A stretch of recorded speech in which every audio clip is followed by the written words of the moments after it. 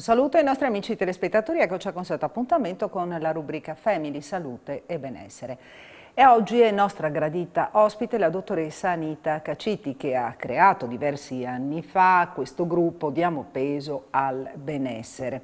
La salutiamo, buongiorno, grazie per essere qui, per parlarci proprio non solo dell'Obesity Day del 10 ottobre, ma per parlarci anche della prevenzione e di come fare a mantenere praticamente tutti i buoni propositi, tutte le regole di cui si è parlato proprio in occasione dell'Obesity Day, sempre, perché finisce la giornata e poi uno se ne dimentica, ci ripensa l'anno successivo. Dico bene? E invece bisogna continuare. Sì, sì, certo. Io saluto tutti e ringrazio per questa opportunità e per poter parlare di salute e di obesità, che è un problema davvero importante e oggi come oggi rispetto al passato è una malattia riconosciuta, ma quello che conta di più in questo tempo, che è un tempo importante, è quello di non dimenticarci che usciamo dal Covid, che usciamo da un periodo di chiusura e questo è davvero molto importante.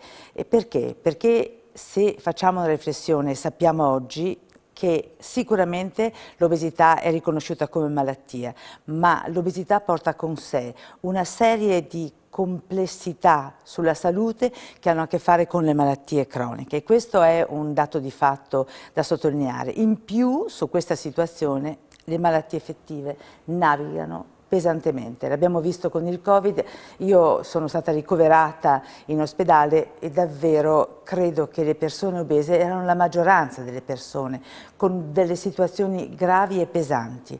Metto questo accento proprio in partenza per dire che non possiamo davvero non essere responsabili e assumere un ruolo attivo rispetto a questo, perché non è che questo tempo finisce e si spegne la luce e poi tutto riparte come prima. Non è un'astinenza, è qualcosa che deve portarci a riflettere e a lavorare su di noi. Ecco perché il progetto Diamo Peso al Benessere, il self-empowerment, che è il ruolo che ciascuno di noi ha nella propria vita, diventano importanti sulla salute. Ecco, io vorrei anche sottolineare che in questo mese appunto dedicato alla prevenzione Diamo Peso al Benessere è a disposizione per chiarimenti, per ascoltare le persone, quindi tutte le telefonate, tutte le consulenze in sostanza sono gratuite. Vi ricordo il numero di telefono, poi magari vediamo anche verso la fine che così se lo imprimono meglio in mente. Sì, certo. 340 289 1151, ripeto 340 289 1151. Ecco, e qui a questo numero potete telefonare per ricevere chiarimenti su quello che si deve fare, su quello che deve essere il corretto comportamento, non solo alimentare, ma anche sotto tutti i punti di vista, quotidiano, insomma, certo, cosa si deve fare durante la giornata. Un speciale per spiegarvi rapidamente self-empowerment, Diamo Peso al Benessere, è un progetto che ha 20 anni di vita e che riconosce e lavora non sull'obesità come sintomo, ma sulla persona intera con la sua storia e la sua geografia. Credo che sia questa la cosa più importante, riuscire a trovare dentro di noi, li abbiamo tutti davvero, le risorse e i talenti che ci sono dentro e che ci rendono speciali e soprattutto in questo momento di cambiamento in grado di poter riprendere la vita. È come se a questo fermo che abbiamo avuto possiamo considerarlo un altro modo, possiamo considerarlo una sosta dalla quale ripartire e self-empowerment e Diamo Peso al Benessere vogliono spingersi avanti, ma è un avanti che riguarda te persona, ma è contagioso. Perché se stai meglio tu, se vedi una prospettiva di piacere, di vita, la dieta non la puoi fare tutta la vita, ma se hai messo a posto i cassetti e ti riconosci e cominci a pensare che puoi uscire con una opportunità di vivere meglio, io credo che sia la strada per il futuro non solo delle persone ma anche delle comunità, scusami. No, ma certamente. E per questo che vi siete che vi siete collegati, che vi collegate Certo. praticamente a diverse associazioni che operano sul territorio. Certo, Quindi certo. è bene creare questa sorta di rete, perché mai così come l'emergenza Covid ha portato, no, a evidenziare l'importanza di lavorare in rete, lavorare tutti insieme. Io credo che questa sia la cosa più importante, dobbiamo uscire davvero dagli individualismi, sia come persone sia come associazioni, come istituzioni. Grazie per questa puntualizzazione. Abbiamo cercato sempre di lavorare insieme con gli enti locali. Che voi avete adesso, cercato sì, adesso in modo particolare abbiamo attuato un aggancio forte, potente con la Lega Italiana per i Tumori, proprio perché nelle patologie anche i tumori sono presenti, ma questa sinergia vuole anche promuovere una collaborazione sulle situazioni di salute che sono le varie aree, no? Che implicano il diabete, i tumori, ma anche tutta un'altra serie di patologie dermatologiche che trovano la Lega Italiana dei Tumori con uno staff di professionisti che ci può aiutare in un momento in cui il pubblico è un po' in difficoltà. Quindi voglio dire che questa sinergia pubblico e privato rafforza le persone, rafforza le comunità e aumenta la possibilità di vivere bene. Ecco, mi piacerebbe capire come funziona praticamente l'approccio, cioè quando vi ritrovate, quando si ritrovano le persone, perché organizzate questi incontri per parlare. Lo sviluppo concreto come si arriva? Si arriva attraverso lo sportello di ascolto. E poi come funziona? Perché uno dice, ma che cosa fanno effettivamente? Dicono che riescono a crearmi, no, questa sicurezza maggiore in me stesso, in me stessa, ma come fanno?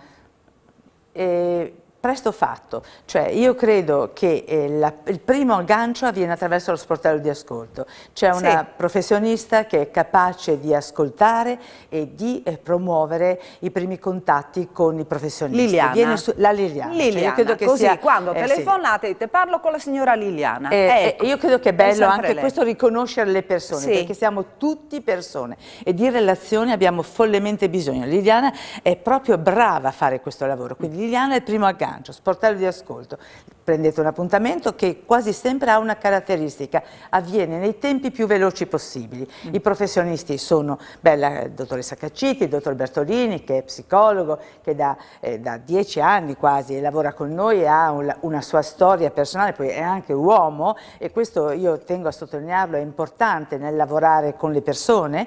E dopodiché questi colloqui che sono motivazionali, che sono di comprensione, anche perché noi raccogliamo le persone che di diete ne hanno fatte 1000 e arrivano lì come ultima spiaggia. Ecco, qui insieme si cerca di andare a fondo per capire che forse al di là della dieta c'è un ruolo e un significato diverso dato al cibo. Bene, vado svelta per spiegarmi meglio. Dopodiché si costruiscono i gruppi. I gruppi adesso con il Covid sono piccini, non superano le 10 persone. Siamo partiti settimana scorsa con un gruppo eccezionale nel senso della sua eterogeneità, per spiegarvi che i gruppi devono essere costituiti da persone eterogenee, di tutte le classi sociali, uomini, donne, con problemi di obesità severa, ma anche di persone che non hanno oggi un'obesità severa, ma che nella testa sono da tutta una vita sentiti o percepiti come grassi, per cui è diventato eterogeneo anche la composizione del gruppo, come ho detto tutte le età, giovani e non giovani, abbiamo anche persone